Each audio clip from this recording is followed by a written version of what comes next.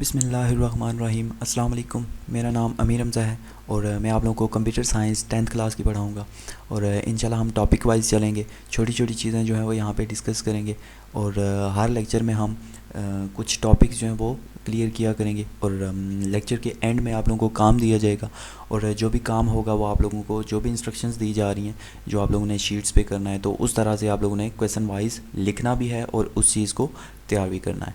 और 10th class में हमारे पास जो चैप्टर्स हैं वो 7 चैप्टर्स हैं और इंशाल्लाह हम कुछ चैप्टर जो हैं वो अभी इन छुट्टियों के दौरान इस तरह अपने वीडियो लेक्चर सीरीज़ के दौरान हम कवर करेंगे। तो इंशाल्लाह उम्मीद है कि ये सारी चीज़ें आप लोगों को ज़रूर समझ आएंगी। तो आज जो हम करने जा रहे हैं वो चैप्टर नंबर 1 का आगाज़ करने जा रहे हैं। तो आप लोगों ने इस पूरी वीडियो को देखना है और जो भी चीज़ आपको समझ ना आए वो दोबारा से आपने हमसे पूछनी है। तो इंशाल्लाह आप लोगों को तमाम जो है क्वेश्चंस के आंसर भी ज़रूर मिलेंगे। तो चलें स्टार्ट करते हैं चैप्टर नंबर 1। चैप्टर नंबर 1 का नाम है प्रॉब्लम सॉल्व। जैसे कि डेली लाइफ रूटीन में हमारे पास बहुत सारी प्रॉब्लम्स होती हैं, बहुत सारे मसले मसाइल होते हैं, हम उनको हल करते हैं, उनको हल करने के लिए कुछ डिसीजंस लेते हैं। उसी तरह कंप्यूटर में भी बहुत सारी प्रॉब्लम्स होती हैं, उनको सॉल्व करने के लिए बहुत सारे डिसीजंस लिए जाते हैं और हमारे हमारे लिए बहुत सारी प्रॉब्लम चैलेंजिंग होती हैं, उनको हम सॉल्व करते हैं। जैसे कि आप लोगों को मालूम है, जब भी हमारे पास कोई मसला पेश आता है, जब भी हमारे पास कोई प्रॉब्लम आती है, तो हम उसके सॉल्यूशंस को ढूंढते हैं कि किस तरह से इसको सॉल्व किया जाए। जैसे फॉर एग्जांपल आपके पास एक मैथमेटिक्स का एक क्वेश्चन है, तो आप देखेंगे कि इसको कैसे सॉल्व किया जाएगा, उसके सॉल्यूशंस की तरफ जाएंगे हम। उसके हो सकता है 2 सॉल्यूशंस हों, 3 सॉल्यूशन हों, 4 सॉल्यूशंस हों, तो चारों सॉल्यूशंस आप लोग देखोगे, जो चीज़ आपको अच्छी लगेगी, उसके लिए बेस्ट लगेगी, जो आपको अच्छी तरह से समझ आ जाए, तो आप लोग वहाँ से उसका बेस्ट सॉल्यूशन पिक करोगे। इसी तरह हमारे पास एक प्रॉब्लम के बहुत ज़्यादा सॉल्यूशंस होते हैं। ये देखें जैसे लिखा हुआ, we always try to find multiple solutions so that we can have options to choose the best one. हमारे पास बहुत सारे सॉल्यूशंस होते हैं, बहुत सारे सॉल्यूशंस हम ढूंढते हैं, तो जो भी उसमें बेस्ट होता है, जो अच्छा होता है, इफ़ेक्टिव होता है, वही सॉल्यूशन हम क्या करते हैं, उसमें से पिक कर लेते हैं। तो हम सबसे पहले देखते हैं प्रॉब्लम सॉल्विंग मेथड टेक्निक क्या है, इसके थ्रू कैसे किसी प्रॉब्लम को सॉल्व किया जाता है। Through problem solving method, problem solving एक स्किल है जिसके थ्रू हम बहुत सारी प्रॉब्लम्स को सॉल्व करते हैं। अगर हम कंप्यूटर की बात करें तो प्रोग्रामिंग एक ऐसी एक्टिविटी है जिसके थ्रू हम प्रॉब्लम को सॉल्व करते हैं। जैसे कि एक अच्छा जो प्रॉब्लम सॉल्वर होता है वो उसके अंदर पोटेंशियल होता है कि वो एक अच्छा प्रोग्रामर बन सकता है। जो प्रोग्रामिंग होती है उसके थ्रू हम बहुत सारी प्रॉब्लम्स को सॉल्व करते हैं। तो एक अच्छा जो अच्छा प्रॉब्लम सॉल्वर होता है वो एक अच्छा प्रोग्रामर बन सकता है। Problem solving method are cover in many subject areas. जैसे कि बिजनेस स्टूडेंट्स जो होंगे उनके अंदर वो अपने रिलेटेड सिस्टम अप्रोच के थ्रू जो उनकी टेक्निक्स होंगे, जो उनके मेथड्स होंगे, जैसे कि साइंटिफिक मेथड्स के थ्रू वो क्या करेंगे, किसी प्रॉब्लम को सॉल्व करेंगे। लेकिन प्रोग्रामर्स क्या करते हैं, वो जो सॉफ्टवेयर डेवलपमेंट मेथड्स बने होते हैं, जो सॉफ्टवेयर डेवलपमेंट प्रोग्रामिंग मेथड्स बने होते हैं, उन्हीं के थ्रू किसी भी प्रॉब्लम को सॉल्व करते हैं।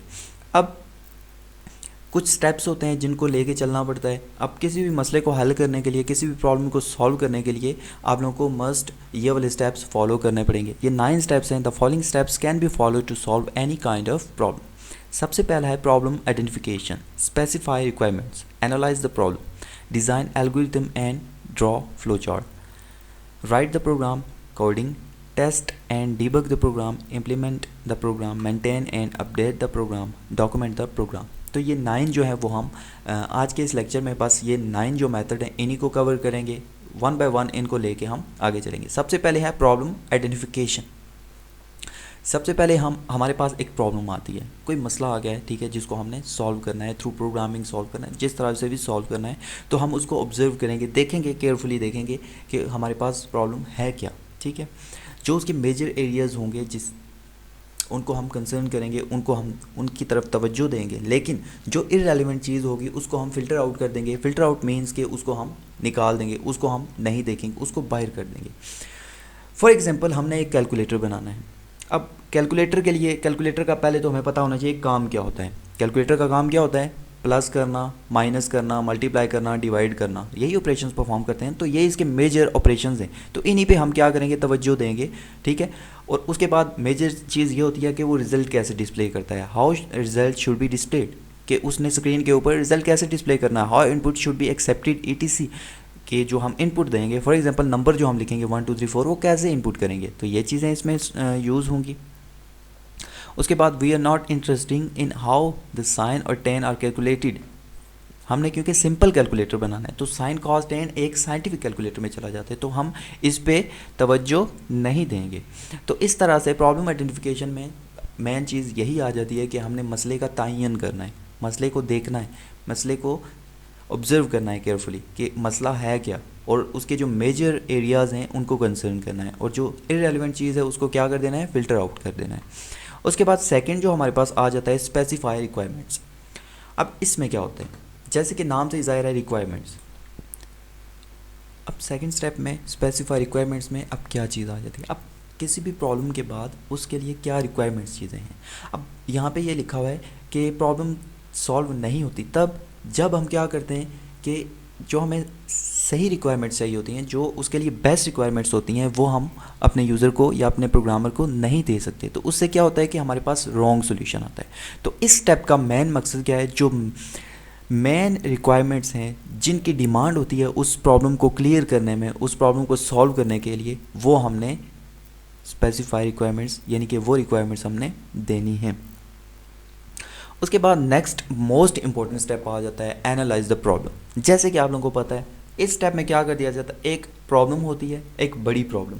अब देखें, एक बड़े मसले को हल करना और एक छोटे मसले को हल करना, बड़े मसले को हल करना थोड़ा सा मुश्किल है बड़ी प्रॉब्लम को, और छोटी प्रॉब्लम को हल करना थोड़ा सा आसान होता है, वो जल्दी हल हो जाती है। तो ये क्या करना है यहाँ पे, इसका मकसद यह है कि किसी प्रॉब्लम को डीकम्पोज इनटू सब प्रॉब्लम, किसी भी प्रॉब्लम को छोटे छोटे कैटेगरीज़ में ले जाना, छोटे छोटे ब्लॉक्स में ले जाना, छोटी छोटी प्रॉब्लम्स में ले जाना, ताकि उन छोटी छोटी प्रॉब्लम्स को जल्दी से जल्दी सॉल्व किया जाए। ठीक है, क्योंकि बड़ी प्रॉब्लम को एज ए होल हल करना बहुत मुश्किल होता है, अगर उसी को सेपरेटली सब प्रॉब्लम्स में दिया जाए तो वो बहुत ही आसान हो जाता है। This lead to simple solution.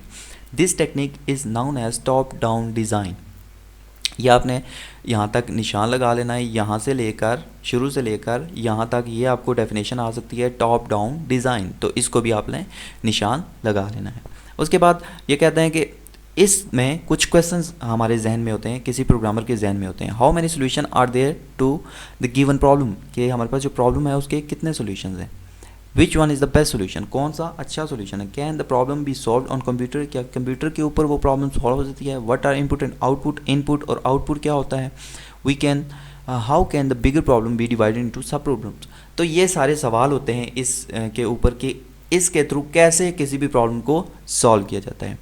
ठीक है, उसके बाद आ जाते हैं design algorithm and draw flow chart. अब एल्गोरिथम क्या होता है और फ्लो चार्ट क्या होता है, हमने जो पढ़ना है वो इसी स्टेप तक पढ़ना है, सिर्फ एल्गोरिथम एंड फ्लो चार्ट तक।